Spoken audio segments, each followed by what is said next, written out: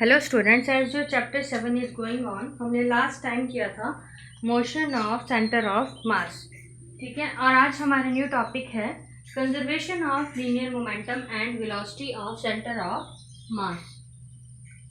Conservation of linear momentum and velocity of centre of मास। ठीक है, ये फाइंड आउट करेंगे हम। सिंपल है, हमें यहाँ पे फिर से हमें क्या करना है, system of an number of particles consider करने हैं जिनके masses m1, m2, m3 and up to mn है। देखो, मास आपको कंसीडर करने ही है because we are talking about centre of mass. अब अगर ऑब्जेक्ट मोशन में है, because we are talking about momentum and velocity, तो आपको वेलोसिटी भी कंसीडर करनी पड़ेगी, v2, v3 and up to vn। ठीक है, आपने n number of particles consider कर लिए, n number of particles in a system जिनके मासेज हैं m1, m2, m3 and mn। Velocities है v1, v2, v3 and vn। ठीक है, एक्सटर्नल फोर्स, इसमें एक एक्सटर्नल फोर्स एक्ट कर रही है जिसकी वजह से ऑब्जेक्ट वेलोसिटी में है। इंटरनल फोर्सेस कैंसिल आउट हो जाती हैं तो वो जीरो ही रहती है। तो अगर हम डायरेक्ट टोटल लीनियर मोमेंटम पे जाएं, यहाँ पे total momentum of the system can be given as, total momentum simple क्या होगा, product of mass and velocity. So here p vector can be given as m1 vector, m1 v1 vector plus m2 v2 vector plus m3 v3 vector। Vector directional quantity है, vector लगा देना आप लोग, plus mn vn vector. ठीक है, आपने momentum find out कर लिया। अब क्या है, यहाँ पे मैंने आपको बताया था कि F external is acting, that is external force is acting. ये मैंने आपको एक कंडीशन बताई थी अभी। अगर एक्सटर्नल फोर्स एक्ट कर रही है तो that is given by change in momentum. कैसे? According to Newton's second law. ठीक है, न्यूटन्स के सेकेंड लॉ के अकॉर्डिंग क्या है हमारे पास वहाँ पे, F vector is equal to change in momentum. So that can be given as M V one vector plus M two V two vector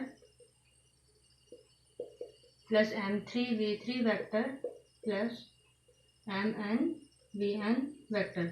अब यहाँ पे अगर डेरिवेशन होगी तो वो किसकी होगी, वेलोसिटी की। ठीक है, in case no external force, then the above equation, if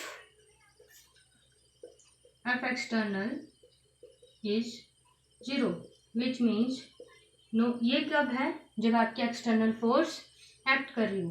if external force is not acting, which means no external force is acting, then जो ये आपकी पूरी इक्वेशन है, which is m1 v1 vector plus m2 v2 vector plus m3 v3 vector plus up to mn vn vector equals to 0।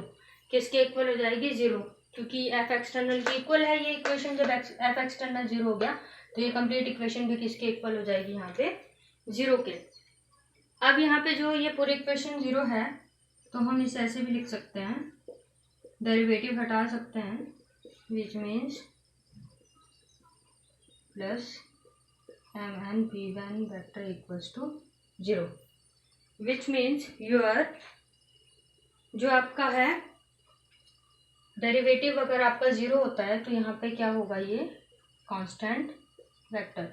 अगर आपने maths में देख लिया होगा, डेरिवेशन पढ़ लिया होगा तो आप समझ जाओगे, वरना आप बेसिकली समझो, अगर किसी का डेरिवेटिव 0 होता है या फिर किसी भी कांस्टेंट क्वांटिटी का डेरिवेटिव क्या होता है, कोई भी कांस्टेंट क्वांटिटी है मतलब जो कि चेंज नहीं हो रही है, उसका डेरिवेटिव क्या होता है, 0।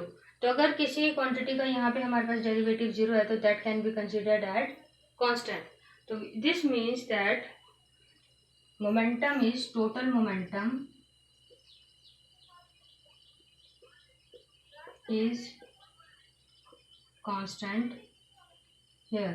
ठीक है, जो टोटल मोमेंटम है आपका वो क्या है यहाँ पे, कांस्टेंट। अगर if m is the total mass and capital V vector is the total velocity, ठीक है।